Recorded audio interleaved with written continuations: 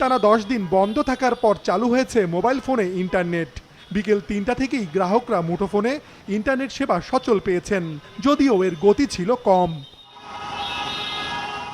আর চালু হলেও বন্ধ হওয়ার আগে গ্রাহকরা মোবাইলে যে ইন্টারনেট প্যাকেজ কিনেছিলেন তার অব্যবহৃত ডাটা ব্যবহারের সুযোগ পাচ্ছেন না।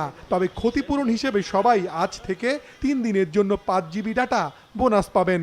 নিরবিচ্ছিন্ন না থাকাতে তারা সেই সময় ইন্টারনেটটা ব্যবহার করতে পারেনি।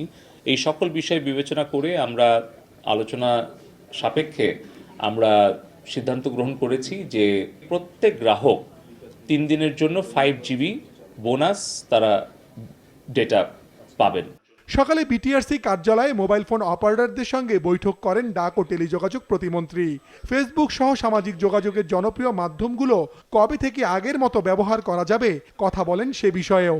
ইঙ্গিত দেন 31শে জুলাই এই নিয়ে সিদ্ধান্ত আসতে পারে। 250-টিরও বেশি ডিজাইন অপশন নিয়ে ওয়ালটন স্মার্ট ফ্রিজ, বোঝে আপনার প্রয়োজন। সোশ্যাল মিডিয়া যারা পপুলার প্ল্যাটফর্ম আছে তাদেরকে আমরা একটা চিঠি দিয়েছি।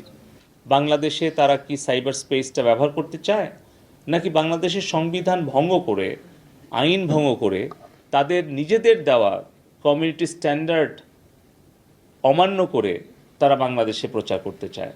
31 জুলাই আমরা এই সোশ্যাল মিডিয়া প্ল্যাটফর্মগুলোকে ঢাকায় এসে বিটিআরসিতে তাদেরকে লিখিত এবং মৌখিকভাবে জবাব এবং ব্যাখ্যা দেওয়ার জন্য আমরা অনুরোধ করেছি। আলোচনা, ব্যাখ্যা, বিশ্লেষণ করে তারপরে আমরা সিদ্ধান্তটা গ্রহণ করতে চাই। দেশ পুরোপুরি কখনোই ইন্টারনেট বিচ্ছিন্ন হয়নি, এমনটা দাবি করে সহিংসতায় ডাটা সেন্টার সহ ডাক